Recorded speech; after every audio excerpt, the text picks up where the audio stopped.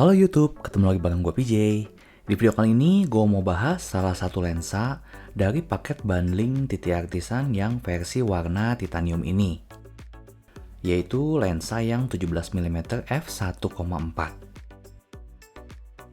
Buat teman-teman yang belum tahu, di awal tahun 2022 kemarin, TT Artisan itu bikin paket bundling 3 lensa jagoannya, yaitu lensa 17mm f1.4, 35mm f1.4, dan 50mm f1.2. 3 lensa ini hadir dalam warna titanium grey, yang pastinya limited edition dan cocok buat teman-teman yang kolektor lensa manual. Nah, untuk video unboxingnya gue udah bikin di video sebelumnya. Buat teman-teman yang mau nonton, teman-teman bisa klik link yang ada di kanan atas. Sekarang gue mau bahas sedikit tentang spesifikasi lensanya. Lensa ini punya bukaan terbesar di 1,4 dan bukaan terkecilnya di f16. Dan lensa ini didesain untuk sensor kamera APS-C. Untuk jarak fokus minimumnya ada di 0,2 meter atau di 20 cm. Untuk tutup depan lensa ini terbuat dari bahan metal dan tipenya diulir untuk buka dan tutupnya. Dan untuk diameter filter lensa ini ada di 40,5 mm. Lensa ini punya 10 blade aperture. Sedangkan untuk berat lensa ini sendiri ada di 248 gram. Untuk ring aperture-nya ada di bagian depan lensa dan tipenya clicky.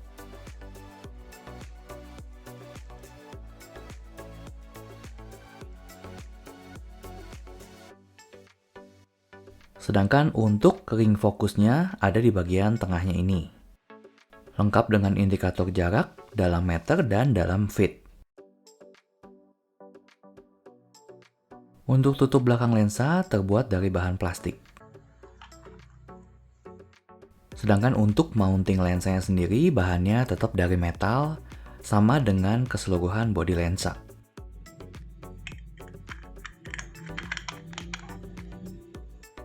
Untuk pengetesan lensa ini, gue bakal pasang di bodi XE2.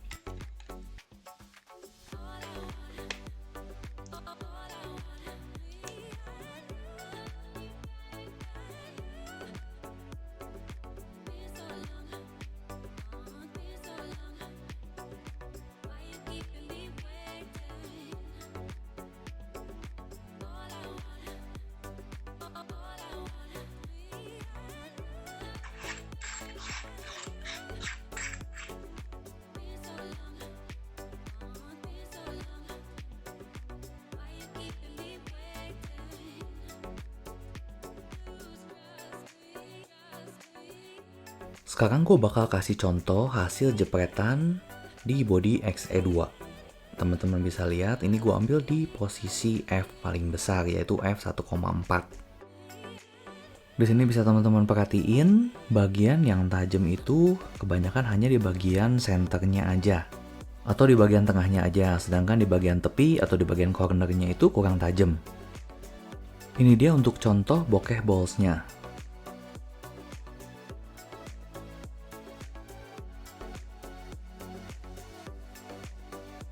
Ini untuk contoh pengambilan foto di kondisi low light. Di sini teman-teman bisa perhatiin waktu fotonya kita lihat nggak di zoom 100% itu lumayan tajam ya. Tapi ketika di zoom 100% mulai kelihatan kurang tajam. Selanjutnya bakal gue coba untuk foto makanan dari jarak dekat. Ini gue pakai f1,4. Di sini kelihatan kalau misalnya kita ngambil fotonya dalam jarak dekat, ini tajamnya lumayan ya di f1,4-nya. Tapi perlu teman-teman ingat, karena ini lensa wide bukan besar, kalau misalnya kita ngambil objeknya yang deket kayak gini, lumayan tajam memang, tapi dove-nya itu tipis banget. Ini gue ambil di f1,4, kelihatan hasilnya kurang tajam ya, kalau untuk objek yang lumayan jauh. Kalau teman-teman perhatiin juga, di bagian sudut-sudutnya itu ada sedikit vignette ya.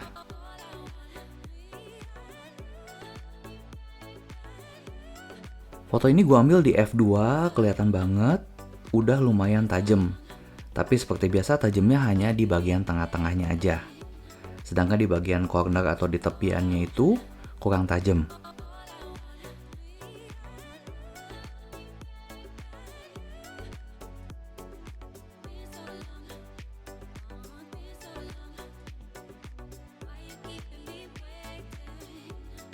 Ini gua tes untuk ngambil objek yang warna-warni. Teman-teman bisa lihat reproduksi warna dari lensa ini. Untuk film simulation yang gua pakai ini Classic ROM.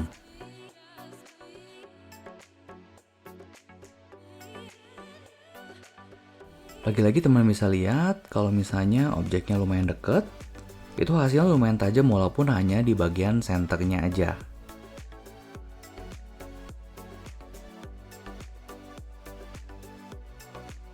Ini contoh foto backlight dan gua mau cek untuk CA-nya. Teman-teman bisa perhatiin, di bagian garis-garis jendela ini CA-nya lumayan kelihatan.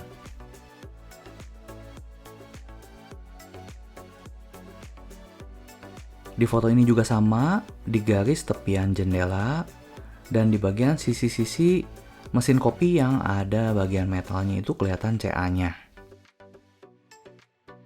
Ini masih foto backlight dan kita mau cek ada CA di bagian garis-garis pagar itu dan juga di bagian lampu yang ada di atap ini.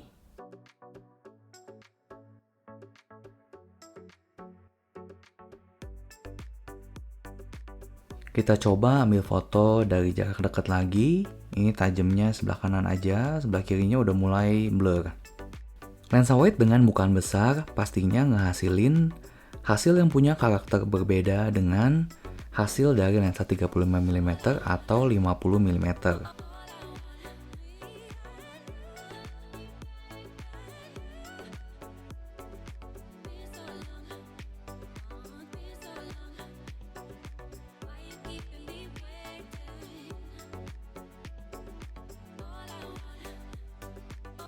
Selanjutnya gue coba ambil foto portrait. Dan ini menurut gue yang biasanya gue pakai lensa 35mm minimal ya.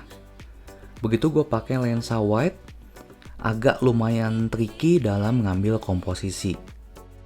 Pastinya dalam mengambil foto orang ini, kita harus juga merhatiin backgroundnya itu harus oke juga ya untuk diambil kalau misalnya kita motret pakai lensa wide.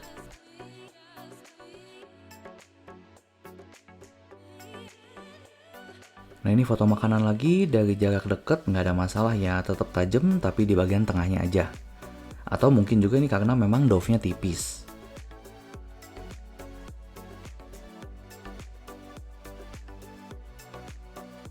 Selanjutnya gue coba foto di kondisi low light lagi.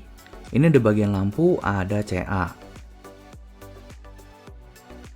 Nah di sini teman-teman bisa lihat di bagian tulisan itu hasilnya nggak terlalu tajam dan agak sedikit glowing atau ngebayang.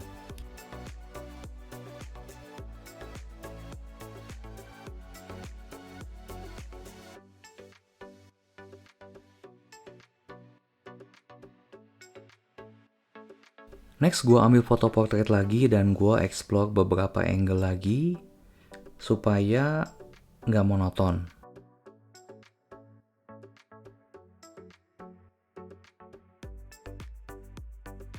Buat gue yang biasa motret orang pakai lensa 35mm ke atas, motret pakai lensa wide kayak gini bener-bener tantangan baru.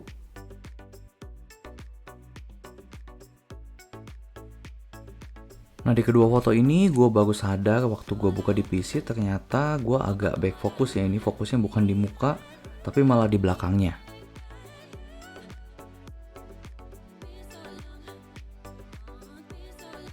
Nah, kalau misalnya teman-teman pakai lensa wide, teman-teman juga harus perhatiin bahwa lensa ini punya efek distorsi juga. Yang selanjutnya gue bakal coba kasih contoh foto yang gue ambil pakai bodinya XE4. Ini foto gue ambil pakai f1.4, teman-teman bisa lihat ini tajamnya agak kurang banget ya kalau menurut gue. Ini foto gue ambil di kondisi yang lumayan backlight melawan cahaya matahari. Ini gue ganti ke f2. Dan lumayan ketajamannya agak sedikit bertambah dibanding sebelumnya.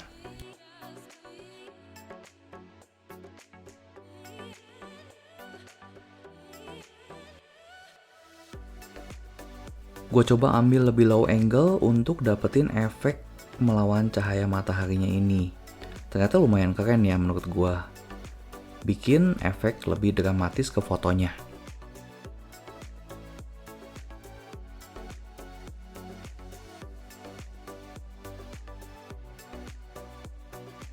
Ini gue coba maju sedikit supaya nggak kena cahaya matahari dan gue fokusin di tulisan Earth-nya.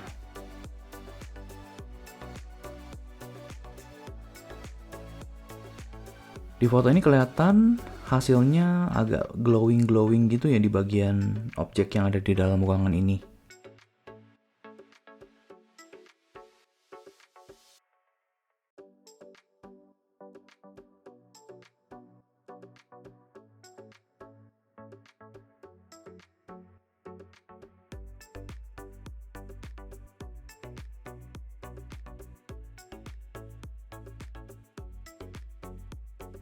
Di foto ini bisa kelihatan bagian yang tajam hanya di bagian senternya atau di bagian tengahnya aja.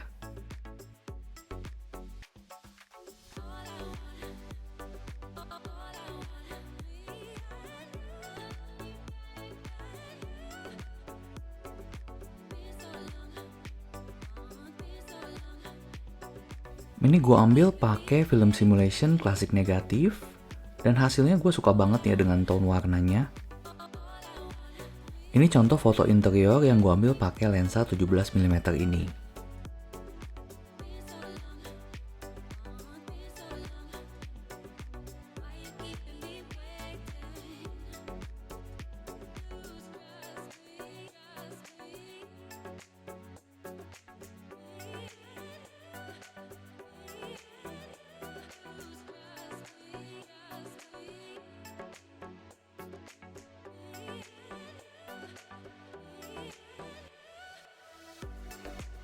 Ini foto kondisi backlight dan kita mau cek lagi CA-nya. Nah di bagian batang pohon yang sebelah kiri ini kelihatan CA-nya lumayan berasa ya.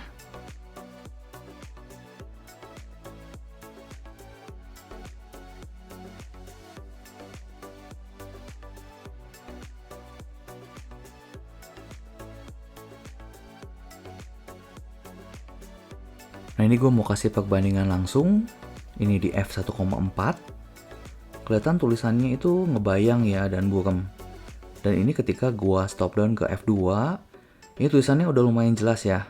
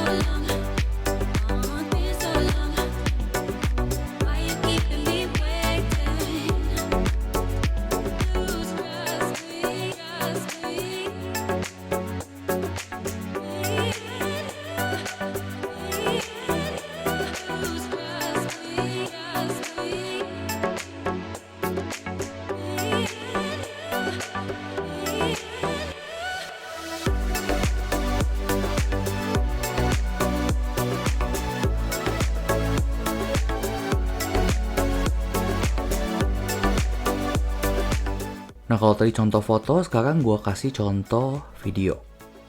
Ini gue ambil random di posisi f1,4 dan di f2.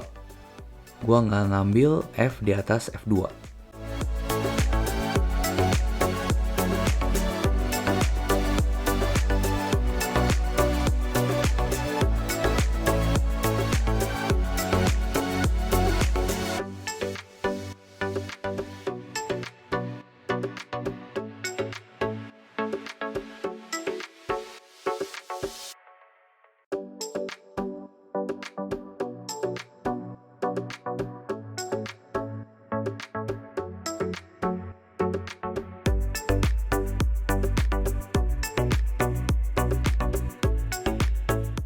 Sebagai informasi, teman-teman bisa beli lensa ini di harga Rp1.750.000.